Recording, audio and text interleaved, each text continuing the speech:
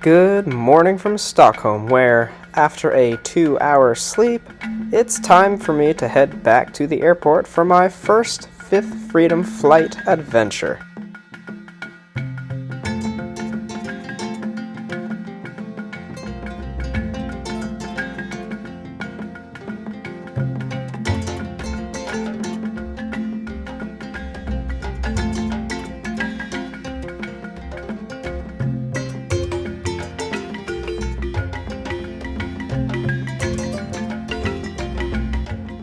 Welcome to gate F62, the gate of my flight on board Ethiopian Airlines Boeing 787-9, taking me to Oslo, Norway for the day. My flight today is operated by registration ET-AUP. Delivered in November of 2017, this aircraft is just 8.5 years old. This route by no means deserves such a large aircraft by itself, but to my surprise, this flight ended up being nearly full. I'll explain later. Arriving at my seat for this short flight, covered in green, is 22L, with 31 inches of pitch, 17 inches of width, and 5 inches of recline. The seat itself is pretty standard. The seat pocket features the usual safety card, as well as another thing that surprised me. Not one, not two, but 3 different magazines.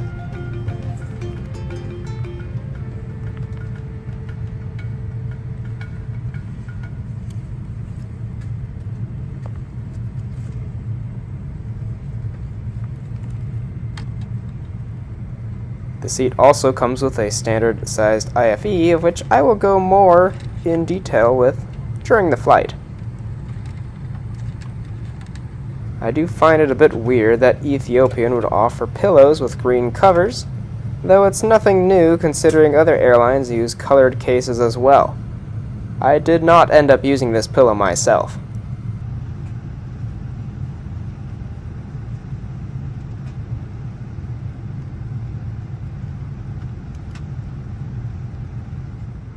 After cleaning the window a little bit, my view has been improved.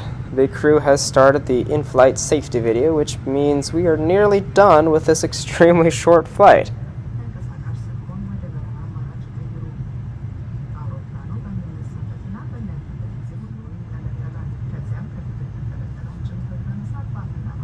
If you've managed to get this far in the video, you either love airplanes or love to travel, which means you and I will get along well.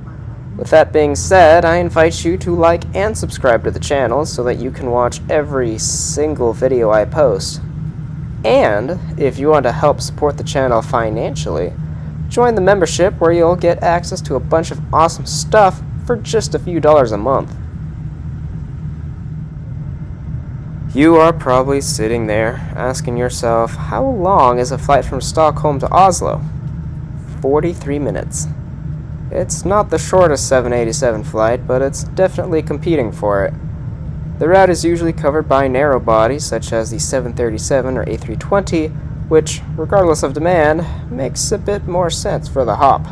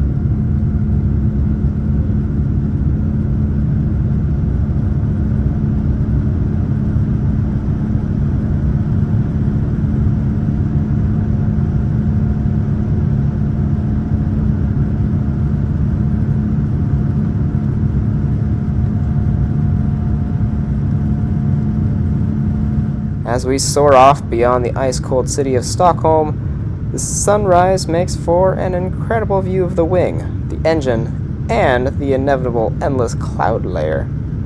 It might not be immediately obvious, but as we get out of the cloud cover, I could not have chose a better place to sit in terms of my view. Besides the wing looking a little aged, this is easily one of the best views on my channel.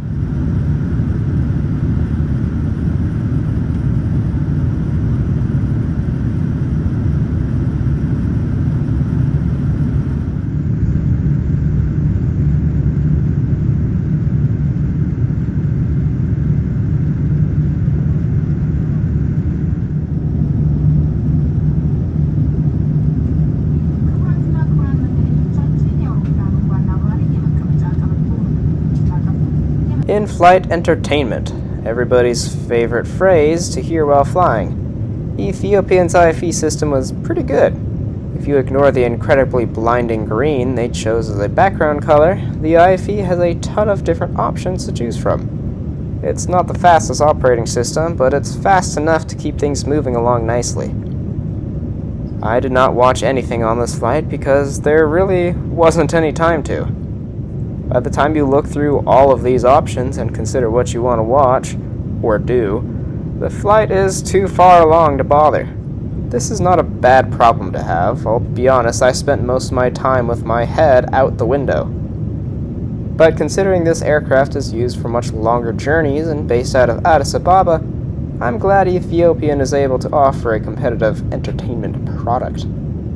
Ethiopian did not, however, hand out any earbuds for streaming. So if you do plan on watching or listening to anything on this screen, be sure to bring a pair of buds or headphones from home.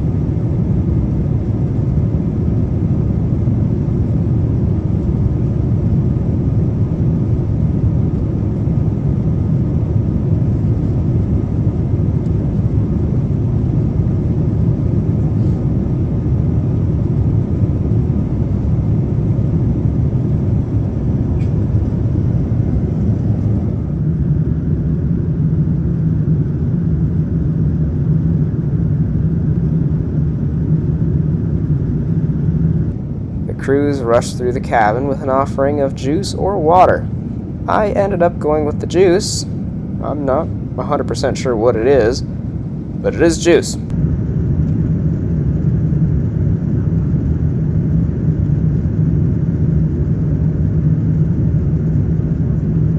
Each seat comes with a control center on the armrest.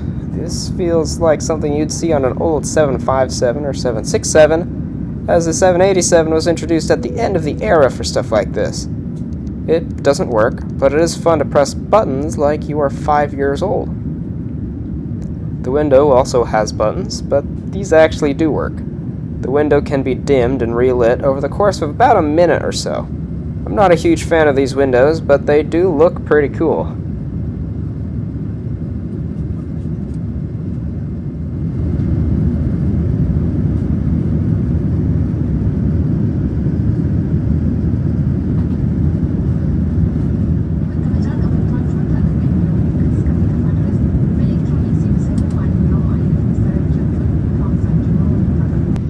Tray table folds in half so that you can put it away as fast as you can. Cup holders on both sides so that you really don't have an excuse for having no space for a cup. And of course, a USB-A port.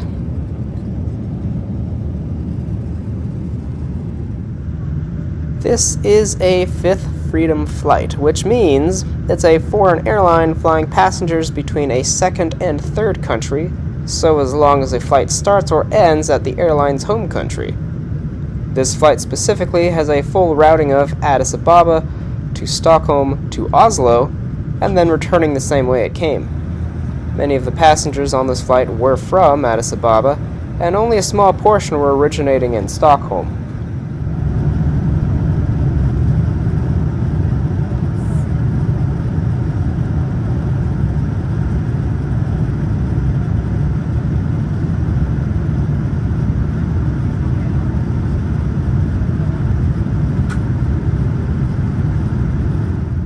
Okay, so the flight today was short. I'm guessing from my wide range of comments so far, you have absolutely no idea how I actually feel about this airline and its product. So to tell you straight, let's take a peek at the LegitScore. The seat was fine, a little aged looking and an uncomfortable green color, but fine to sit on and great amenities. The entertainment was also good. IFE has a great selection, but could be a bit faster and definitely shouldn't have a green background. The Wi-Fi online is listed at $25 for the flight, however it also lists options for an hour of internet at just $5. I do not remember what the official options were, so take this as you will. The service was kind of unnoticeable. The staff and crew were pleasant and did their jobs, but that's about it. In terms of value, I got the cheapest flight on this route, costing me $92.69 or 899 Swedish krona. This price was for a round trip between these two cities, making the per flight cost at just under $50. I'd say this was a great value, considering the competition was $30 or more higher than what I paid. I cannot complain. The cleanliness was great, but not perfect. Maybe it was the light-colored seats that made things feel dingy, but it definitely did not feel as clean as other cabins I've been in. Overall, a 37 out of 45, or an 82%.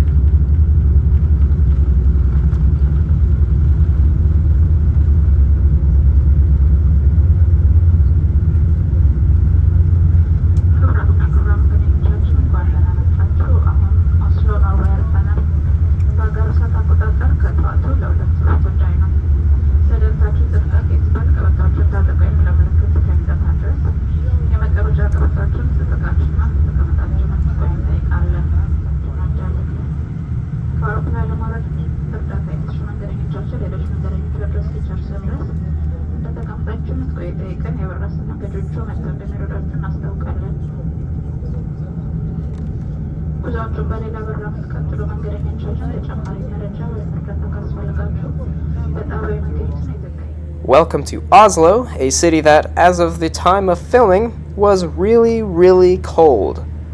My flight today was uneventful, the experience was enjoyable, and I definitely consider flying with Ethiopian again in the future. This is the second video of the Ethiopian 5th Freedom series, the first of which was on the 787 business class cabin. Be sure to check out that video too.